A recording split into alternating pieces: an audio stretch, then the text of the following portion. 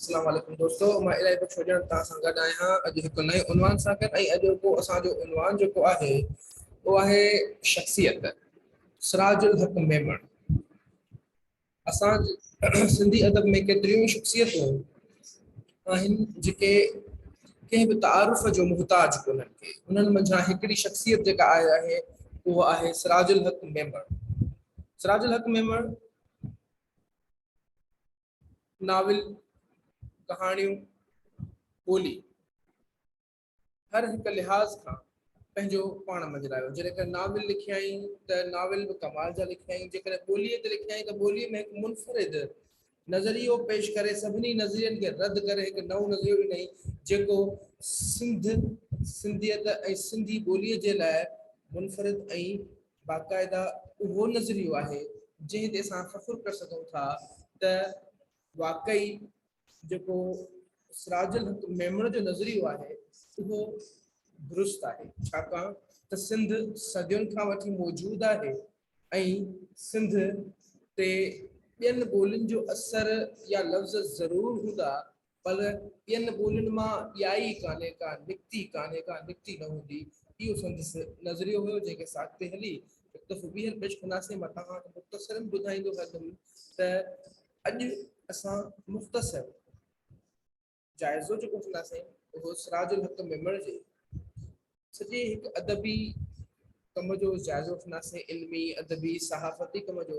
छाकाणि त असांखे जॾहिं के बि शख़्सियत ते लिखिणो हूंदो आहे त उनजो तमामु जेको आहे डीपली न, बल्कि जेके बि उनजा कम लिकाया हूंदा आहिनि उन कमनि खे जेको साम्हूं रखिणो पवंदो आहे ऐं पेश करिणो पवंदो आहे। इन रीति मां अव्हां सां गॾु हुते पेश थियो आहियां त थोरी देरि खां पोइ सिराजुल हक़ मेमण जो तारुफ़ तव्हांजे साम्हूं हूंदो त हू कॾहिं ॼाओ, कॾहिं वफ़ात कयईं, उन कहिड़ा कहिड़ा कम कया ऐं कहिड़ा नाविल लिखियईं ऐं उन्हनि नाविलनि में हुन कहिड़ी प्रचार कई आहे जो असां अॼु कॉम्पिटेटिव एग्ज़ाम में संदसि सवाल ॾींदा आहियूं ऐं चवंदा आहियूं त सिराजुल हक़ मेमण जे शख़्सियत ते तनक़ीदी जाइज़ो लिखो या शख़्सियत जा नोट लिखो। असां हलूं था अॻिते। सिराजुल हक़ मेमण जंहिंजो जनमु 24 अक्टूबर 1933 ईस्वी ते थियो ऐं इन खां अलावा संदसि वफ़ात 4 अप्रैल 2013 ते थी। जेको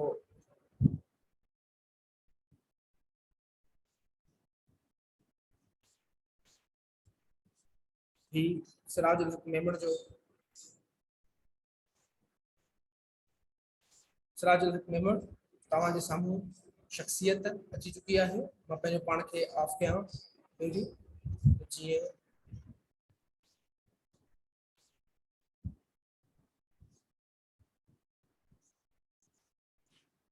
सिराजुल हक़ मेमण अव्हांजे साम्हूं आहे। अव्हां हिन फोटो खे ॾिसी सघो था। ऐं हाणे असां हेठि हलंदासीं सिराजुल हक़ मेमण जी हिकु मुख़्तसिर तारुफ़ अव्हांजे साम्हूं पेश कंदासीं।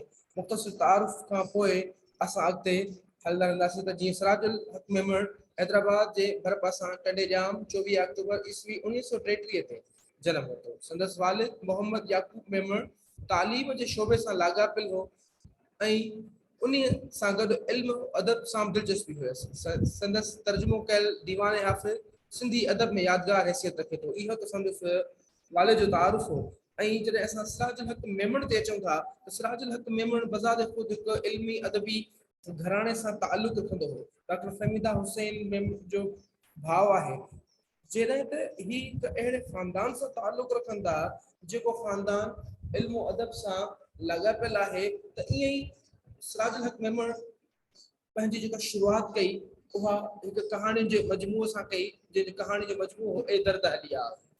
ईस्वी 1962 में संदसि कहाणी जो मजमूओ छपियो। उन खां पोइ अठो माण्हू तवील अरसे खां पोइ ईस्वी 1985 में छपियो। उन खां पोइ चूंड अमरीकी अफ़साना उन जेको आहे सो सभ खां पहिरियों उन तर्जुमो कया हुया ईस्वी 1958 में। पर जेका संदसि वजह शोहरत आहे उहा सिंधी ॿोली किताब आहे, जंहिंजे करे असां उनखे अॼु पढ़ूं था, लिखूं था ऐं उनजी जेको आहे सो इल्मी अदबी ख़िदमतुनि जो असां तारीफ़ कयूं था। हेठि लहूं था। जीअं अव्हांजे साम्हूं अचनि था पिया छागोई जनम 24 अक्टूबर ईस्वी 1933, वफ़ात 4 अप्रैल 2013 ईस्वी। जेके नाविल आहिनि ॾखण मां तो सिज उभरे संदसि नावल तर्जुमो कयल नावल आहे। उन खां अलावा ॿिया 2 नावल पढ़ाॾो सोई सद तारीख़ी नावल आहे जेको 1970 में आयो ऐं मरण मुसी आव ॿियो नावल आहे संदसि जेको उन्हीं जो ई तसलसल आहे।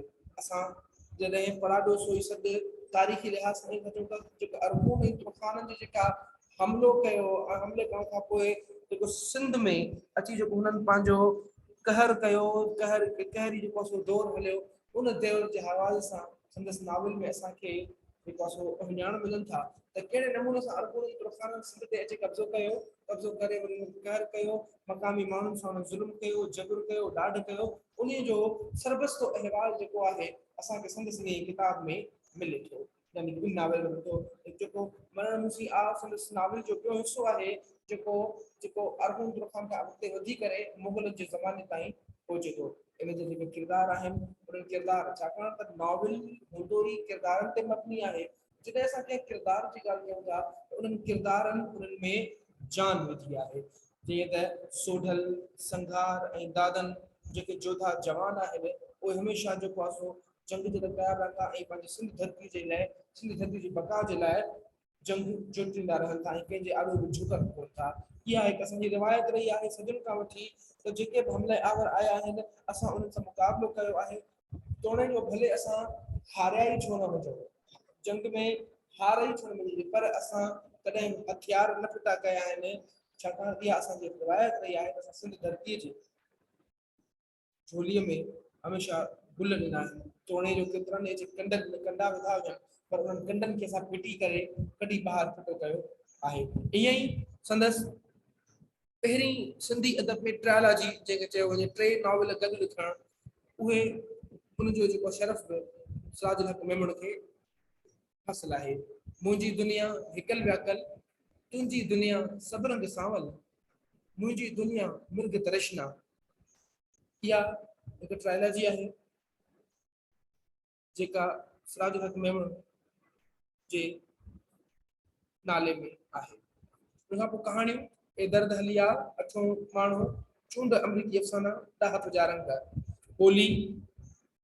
ॿोलीअ में संदसि किताब जेको आहे सिंधी ॿोली लाज़वाल हैसियत रखे थो जेको ईस्वी 1964 में छपियो ऐं हुन जेके बि पोयां नज़रिया जेतिरा बि पेश थियल आहे उन्हनि सभिनी नज़रियनि खे हिन ख़तमु करे छॾियो ऐं हिकु नओं नज़रियो ॾिनो ऐं उहो नओं नज़रियो हुयो त सिंधी ॿोली संस्कृत मां नाहे ॼाई बल्कि संस्कृत सिंधीअ जी ॼाई आहे। इल्म माशियात संदसि किताब तर्जुमो थियल आहे। सिंध जी इक़्तिसादी तारीख़ बि संदसि बहितरीन किताबनि मां हिकु आहे ऐं शख़्सियत जे हवाले सां संदसि किताब लिखियल जेको ज़ुल्फ़कार अली भुट्टो जो किताब आहे उहो बि हिकु बेमिसाल किताब आहे। असां हाणे संदसि नावलनि मां थोरो पेश कंदासीं त जीअं तव्हां ॼाणे सघो त सिराजुल हक़ मेमण साहब जेके नावल लिखिया आहिनि उन नावलनि में उन कहिड़े नमूने सां जेको आहे सो मंज़र निगारी कई आहे या पेशकश कयो आहे। नावल जो जाइज़ो वठण खां पढ़ाॾो सोई सॼो सिराज जो तारीख़ी नावल आहे जंहिंमें हुन अरबून ऐं तूफ़ान जे दौर जो नक्शो चिटियो आहे। जमाल अबड़ो मुहाद में लिखे थो त सिराज उन्हनि सभिनी मसइलनि खे नंदे नावल दौरान सुलझाइण जी कोशिशि कई आहे। संदसि सम्झू ऐं दूर रस निगाह माज़ी हाल ऐं मुस्तक़बिल खे यकजाए करे तारीख़ी पस मंज़र में हक़ाइक़ खे बेनकाब करे थी।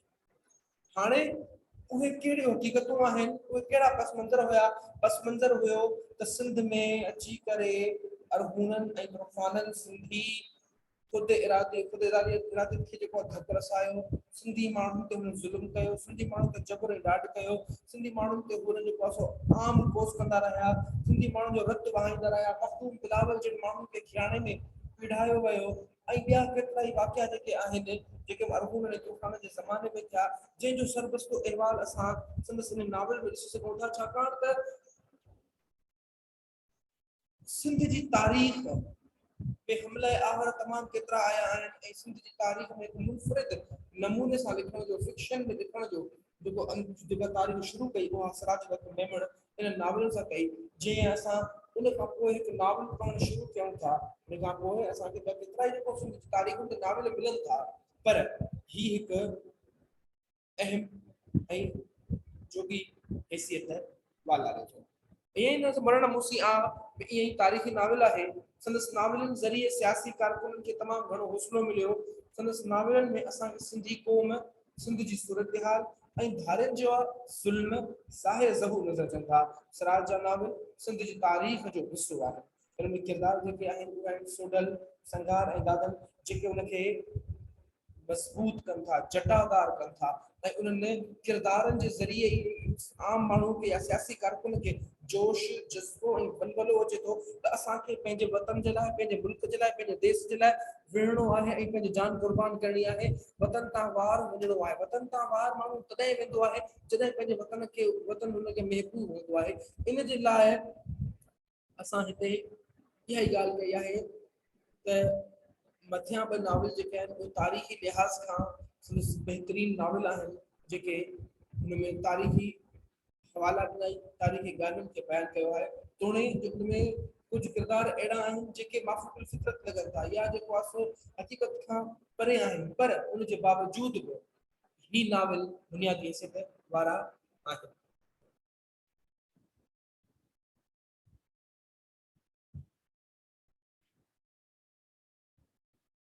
मशहूर ट्रायलॉजी मुंहिंजी दुनिया हिकल वैकल, तुंहिंजी दुनिया सब्रम सावन, मुंहिंजी दुनिया मृग तृष्णा। संदसि इहे टे नाविल समाज जी ओणायुनि, कोताहियुनि, अणबराबरी जो बुनियाद जा बहितरीन मिसाल आहे, जंहिंमें हुन किरदारनि वसीले समाज जो उलड़ो पेश कयो आहे, जेके माण्हू ज़ाहिरी हिकु ऐं अंदरूनी ॿिया हूंदा आहिनि। सिराज जा नाविल सिंध ऐं सिंध समाज सां गॾु पाकिस्तान जे सॼे वायुमंडल जे पस मंज़र में आहिनि।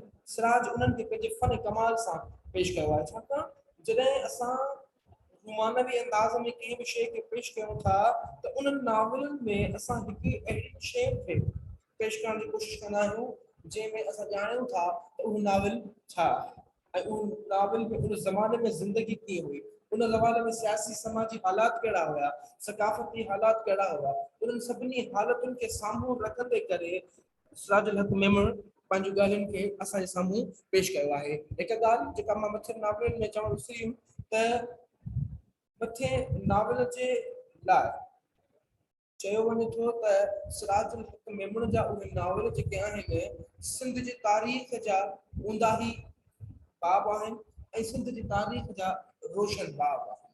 हाणे इहे ॿ मुतज़ाद राया छो आहिनि? सिंध जी तारीख़ जा ऊंदाही बाब इन करे आहिनि जो सिंध जी तारीख़ में एॾो वॾो हाञो कॾहिं कोन ॾिसो जॾहिं जेको अरफूरनि तुफ़ाननि अची जेको सिंध खे रसायो, सिंध जे आलिमनि खे, सिंध जे ज़रखेज़ इलाइक़नि ते, सिंध जी जेको आहे सो माल ते ऐं सिंध जी जेको आहे सो बेदत ते हमलो करे जेको आहे उनखे तार तार कयो ऐं उनखे जेको आहे हमेशह जेको आहे सो ॿोड़ियो वियो ऐं निहोड़ियो वियो। ऐं वरी ॿी जॻह ते सिंध जो रोशन बाब इन करे चयो वेंदो आहे त इहो ई ज़मानो हुयो जो इन ज़माने में सिंधी माण्हू मुस्तहकम थिया, सिंधी माण्हू हिक ॿिए खे जेको आहे सो वेझो आया ऐं अची करे हुननि पंहिंजो पाण में मुहबत क़ाइमु रखी ऐं ॿियनि सां झेड़ो जंग करण जेको आहे सो यानी त असां पंहिंजे मुल्क, वतन ऐं देश जे लाइ हिकु थी करे ॿियनि खे जेको आहे सो मारे सघूं था। इहो ई ज़मानो हुयो जो उन ज़माने में सिंध जे रहाकुनि, सिंध जी ज़ातुनि, केतिरियुनि ज़ातुनि जंहिंमें माछी, सोरंगी ऐं ॿिया जेके आहिनि उन्हनि गॾिजी करे सिंध दुश्मननि सां मुक़ाबिलो कयो ऐं सिंध दुश्मननि खे जेकॾहिं मात न ॾिनी त पोइ उन्हनि खे जेको आहे सो तमामु घणो ॾुखियो वक़्तु ज़रूरु ॾेखारियो। संदसि हेठियनि नाविलनि जा जेके किरदार आहिनि, जेके टे नाविल आहिनि उन्हनि किरदार आहिनि नूरल ऐं मेहरू, अनवर ऐं मेहरू, मिस्टर अनवर ऐं मेहरू ऐं अनवर। हाणे जेको इहे नाविल आहिनि उन्हनि नाविलनि में ॻोठाणी ऐं शहरी ज़िंदगी जो इम्तिज़ाज समायल आहे, छाकाणि त असांजो जेको समाज आहे उहो ॻोठाणी ऐं शहरी ज़िंदगी जो गॾियल गुलदस्तो आहे। जेकॾहिं असां ॻोठ में आहियूं त असांखे शहरी ज़िंदगी छिके थी पवंदी, जेकॾहिं शहरनि जे जेको आहे शहर जे जेको आहे सनाती ज़िंदगी में जकड़जी वञूं था त वरी असांखे ॻोठ पंहिंजो यादि कयूं था ऐं ॻोठ जी जेको आहे सो फितरी ज़िंदगीअ में असां ज़िंदगी गुज़ारियूं था। ईअं ई सिराज जे नावलनि में ॻोठाणी ऐं शहरी माहौल जो इम्तिज़ाज आहे, पर संदसि पोयां ॿ नावल शहरी ज़िंदगी खे उजागर कनि था। शहर में अची करे माण्हुनि जा रवैया तब्दील थी वञनि था, माण्हुनि जो रहणी कहणी तब्दील थी वञे थी, माण्हुनि जो जेको आहे उथण वेहण तब्दील वञी थी वेंदो, माण्हुनि जो ॻाल्हाइण ॿोलाइण तब्दील थी वेंदो, माण्हुनि जो जेको आहे सो मेल मिलाप तब्दील थी वेंदो, जंहिंजे करे हू पंहिंजे पाण में टोटली तब्दीलियूं आणनि था, तमामु घणी तब्दीलियूं आणनि था। जॾहिं तमामु तब्दीलियूं आणनि था त शहर में अची करे उहे माण्हू पंहिंजे सर्वाइवल जे लाइ, पंहिंजे पाण खे बचाइण जे लाइ हथकंडा इस्तेमालु कनि था। इन खे इन सां गॾु शहरी माहौल जी माफ़िया ऐं उन जी करतूतनि खे मौज़ू बणायो आहे, छाकाणि त शहर में अची करे माण्हू अहिड़े क़िस्म जा कम कनि था जेके नाहिनि करणा ऐं शहरी ज़िंदगीअ खे वधीक सुहिणो था उहे। ऐं जॾहिं असां हेठि हलूं था त मां हिकिड़ी मथे ॻाल्हि भुलिजी वियो हुउमि जेका चवणु सही मां तव्हांखे, ही जेके टे नॉवल आहिनि उहे प्यासी धरती रमंदा बादल जे नाले सां, प्यासी धरती रमंदा बादल जे नाले सां छपियल आहिनि। हिकु थी करे प्यासी धरती रमंदा बादल, जेको मां हिते लिखणु विसरी वियो आहियां, हिकु दफ़ो ॿीहर लिखी थो छॾियां मां हिते, जेको हिन जे साम्हूं असांखे आहे प्यासी धरती रमंदा बादल, इन नाले सां इहे टे नॉवल छपियल आहिनि, जेको असां जंहिंखे सिंधी अदब जी पहिरीं ट्रायलॉजी चवंदा आहियूं। सिंधी अदब जी पहिरीं ट्रायलॉजी इन खे चवंदा आहियूं त इन खां अॻु के बि टे साॻे मौज़ू ते नॉवल लिखियल कोन पिया मिलिया। इहे पहिरियां आहिनि जेके असांखे सिंधी ॿोलीअ ते टे साॻे मौज़ू ते नॉवल लिखियल मिलनि था, जंहिंजी शुरूआति सिराजुल हक़ मेमण कई आहे। हाणे साम्हूं असां कहाणी जे मौज़ू ते छो त सिंधस कहाणी जा मौज़ू सिंध, सिंधियत ऐं सिंधी समाज ई रहियो आहे, पर असां हिते ॿ चार लफ़्ज़ सिंधस कहाणी जे लाइ लिखिया आहिनि जेके तव्हां साम्हूं पेश कजनि था। डॉक्टर सिराजुल हक़ जे लाइ डॉक्टर गफ़ूर मेमण लिखे थो त सिराज जी कहाणियुनि में जदीद दौर जे कहाणियुनि जी आलमगीर सोच जो एहसास समायल आहे, जंहिंमें अहिड़े मुआशरे जी जदीद ख़्वाहिश आहे जंहिंजो इस्तेहसाल न हुजे, नाइंसाफ़ी न हुजे, ज़मीर ऐं ज़हन जी आज़ादी हुजे। संदसि कहाणियुनि में मक़ामी रंग सां गॾु जदीद दौर जे बदिलजंदड़ फ़िक्र मुताबिक़ नौजवान जो उहो शदीद इज़हार बि मौजूदु आहे जेके काइनात तस्वीर करणु चाहिनि था। संदसि कहाणी ऐं दर्द हलियाव उहो एहसासु ॾींदो आहे जंहिंमें जदीद तहज़ीब ऐं क़दरुनि जे विच में जागीरदारी वारा रवैया ज़हर बहस आहिनि। इहो त कहाणियूं, उन खां अलावा समाज जे ओणायुनि ते, अणबराबरियुनि ते ऐं ॻाल्हियुनि ते ई संदसि आहिनि कहाणियूं मबनी आहिनि, जंहिंते असां चऊं था त सिराजुल हक़ मेमण हिकु बहितरीन कहाणीकार सां गॾु समाज जे ओलड़ो पेश कंदड़ कहाणीकार आहे। उन खां पोइ सिराज जेको तमामु घणी मक़बूलियत माणी उहा ॿोली आहे, ॿोलीअ जे करे सिराज जेका मक़बूलियत माणी आहे उन में संदसि नज़रियो जेको आहे उहो सभ खां मुनफ़रिद हुयो। उन खां अॻु असांखे द्राविड़ी लफ़्ज़ मिलनि पिया, असांखे संस्कृत मिलनि पिया, या असांखे जेको आहे सो प्राचता जा मिलनि पिया, ॿिया केतिरा ई नज़रिया मिलनि पिया, पाली मां ॿोली में निकितल नज़रिया मिलनि पिया, पर सिराजुल हक़ मेमण उन्हनि सभिनी नज़रियनि खे ख़तमु करे पंहिंजो नज़रियो हिकु अलॻि पेश कयो, जंहिंमें हुन इहा ॻाल्हि कई त सिंध सदियुनि खां हिते मौजूदु हुई, सिंध सदियुनि खां हिते आहे, सिंधी हिते पहिरियों मौजूदु हुआ। छा इहो छो मुमकिन हूंदो त जेके माण्हू हिते मौजूदु हुजनि, जेका क़ौम हिते मौजूदु हुजे, जेका तहज़ीब हिते मौजूदु हुजे, जंहिंजी तमदुन हिते सभिनी खां क़दीम हुजे, उन तमदुन, उन क़ौम, उन तहज़ीब खे पंहिंजी ॿोली न हुजे, इहो कीअं मुमकिन आहे? कीअं थी सघे थो त धारी ॿोली ॿाहिरां अची आर्याई ॿोली हुजे या द्राविड़ी ॿोली हुजे या सामी ॿोली, त ॿियूं ॿोलियूं अची करे हिन ॿोली खे कीअं जनम ॾींदियूं? ईअं थी सघे थो उन्हनि ॿोलियुनि जा लफ़्ज़ हुन में शुमार थिया हुजनि, शामिल थिया हुजनि, जेको मुमकिन आहे। जीअं हाणे सिंधी अंग्रेज़ी जा लफ़्ज़ सिंधी ॿोलीअ में शामिल थी विया आहिनि, शामिल था वञनि, पर सिंधी ॿोली सभ खां क़दीम ॿोली आहे ऐं अवाइली ॿोली आहे, ऐं सिंध जी ॿोली सिंधी आहे। सिंधी संस्कृत ॼाई न आहे, पर संस्कृत सिंधीअ जी ॼाई आहे। इहो ॾाढो अल्फाज़नि में तव्हांखे वाज़े नज़र अचे पियो थो, जिते सिराज जे नावलनि ऐं कहाणियुनि में सिंध, सिंधियत ऐं सिंधी क़ौम जो दर्द समायल आहे, त उते ई हुन निज तहक़ीक़ी किताब ते बि हिन ते आज़माई कई आहे। सिराज पंहिंजी इन किताब में पंहिंजे इन्हीअ किताब में सिंधी ॿोलीअ जे गुण बुनियाद जे बाबति नज़रियो पेश कयो आहे जंहिंमें सिंधियत जो जज़्बो नुमायां आहे।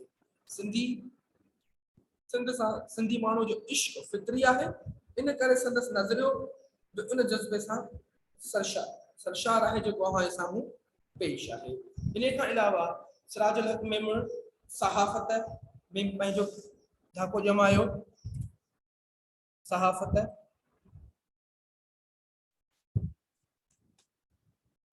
हिलाल पाकिस्तान अखबार जो एडिटर थी रहियो। हिलाल पाकिस्तान अखबार जो एडिटर थी रहियो।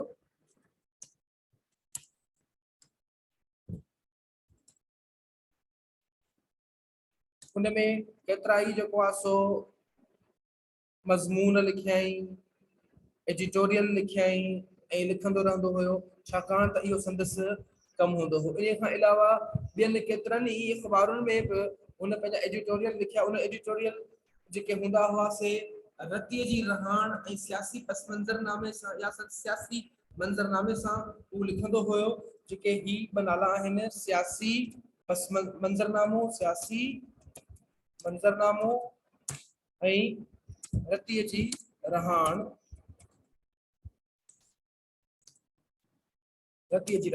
इन्हनि ॿिनि सिलसिलनि में सिराजुल हक़ मेमण केतिरा ई जेको आहे सो एडिटोरियल लिखिया। अखबार सहाफ़त हिलाल पाकिस्तान में ऐं उन खां अलावा ॿियनि अखबारुनि में बि हू लिखंदो रहियो। सिराजुल हक़ मेमण सहाफ़ी ज़िंदगी सां गॾोगॾु हिकु मुख़्तसिर शाइरी बि कई ऐं उन शाइरीअ में संदसि जेको नज़्म आहे कराची, वो संदसि मशहूर नज़्म आहे। कराची संदसि मशहूर नज़्म आहे। असां वटि संदसि इल्मी, अदबी, सहाफ़ती पोरियो मौजूद आहे। उन जी बुनियाद ते असां सिराजुल हक़ मेमण खे जेको आहे सो तमामु घणो इल्मी ॼाणूं सम्झंदा आहियूं, छो त हुन पंहिंजे इल्मी बुनियाद ते, हुन पंहिंजे तारुफ़ी बुनियाद ते, हुन पंहिंजे जेको आहे सो इल्मी ऐं ॼाण जे बुनियाद ते इहो नज़रियो पेश कयो ऐं सिंधी क़ौम खे हिकु मुनफ़रिद नज़र ॾिनो। इन खां अलावा संदसि केतिरियूं लिखतूं ऐं लिखियूं असां वटि मौजूद आहिनि जेके संदसि सिंधी ऐं सिंधियत जे नज़रिए वारो ऐं क़ौमियत वारे हुअण ते असांखे साम्हूं पेश कनि थियूं ऐं असांखे नज़र अचे थो त हू केतिरो त बरजस्तो लेखक हुयो।